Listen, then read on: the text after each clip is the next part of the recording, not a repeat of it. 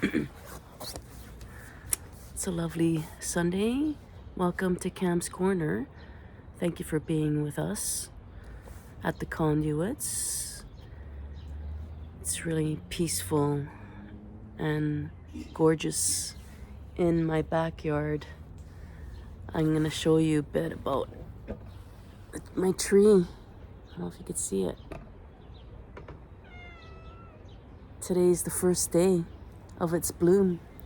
I'm pretty pumped.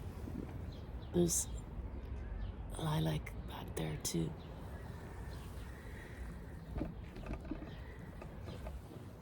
Okay.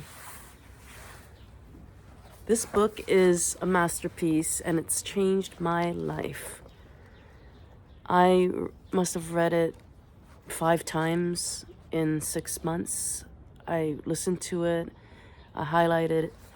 I just like every single word is a golden nugget.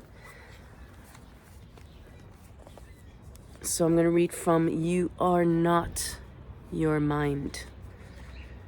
What is the greatest obstacle to experiencing this reality? The identification with your mind, which causes thought to become compulsive. Not to be able to stop thinking is a dreadful affliction, but we don't realize this because almost everybody is suffering from it, so it is considered normal. This incessant mental noise prevents you from finding the realm of inner stillness that is inseparable from being. It also creates a false mind-made self that casts a shadow of fear and suffering. The philosopher Descartes believed that he had found the most fundamental truth when he made his famous statement, "I think, therefore I am." He had in fact given expression to the most basic error, to equate thinking with being and identify with thinking.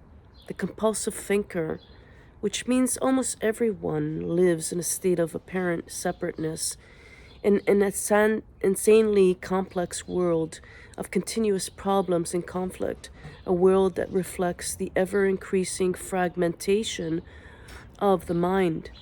Enlightenment is a state of wholeness, of being at one, and therefore at peace, at one with life in its manifested aspect, the world, as well as with your deepest self and life unmanifested, at one with being. Enlightenment is not only the end of suffering and of continuous conflict within and without, but also the end of the dreadful enslavement of incessant thinking. What an incredible liberation this is. Identification with your mind creates an opaque screen of concepts, labels, images, words, judgments, and definitions that blocks all true relationship. It comes between you and yourself, between you and your fellow man and woman, between you and nature, between you and God. It is the screen of thought that creates the illusion of separateness, the illusion that there is you and a total separate other.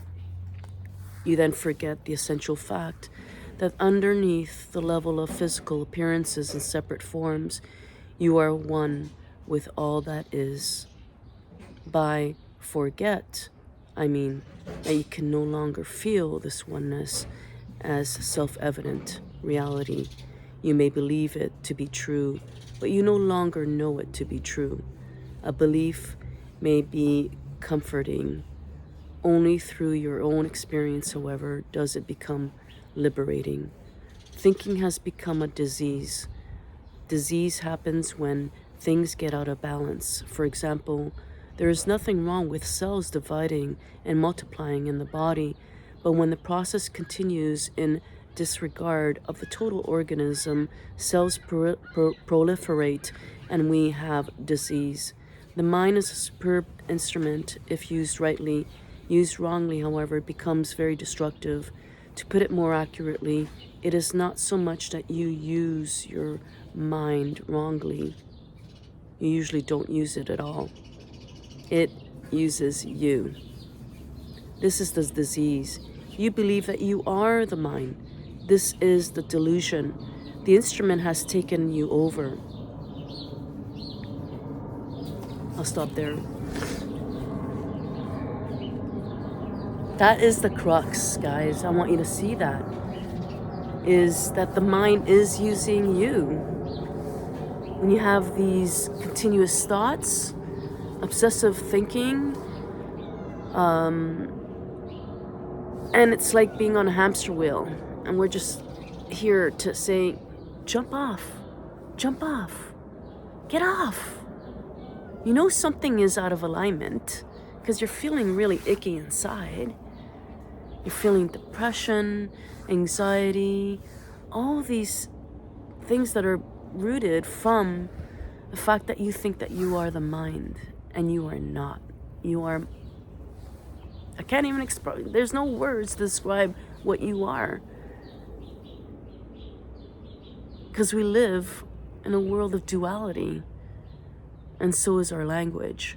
So we point you in that direction, and we continuously hit home the same message over and over. And every single spiritual teacher out there is going to say the same thing. It's through presence that you'll embody the true essence of you, of who you are. That the thoughts are just in the, matrix, the quantum field, and it's just watch them and decipher and say, okay, does this thought really serve me or not? And if it doesn't, let it go by. Like, don't buy it. Don't purchase it. Say, doesn't feel good. It's not who I am. Anyways, Cam's Corner. Pick up a copy or listen to it on YouTube. Sometimes it's for free. Much love.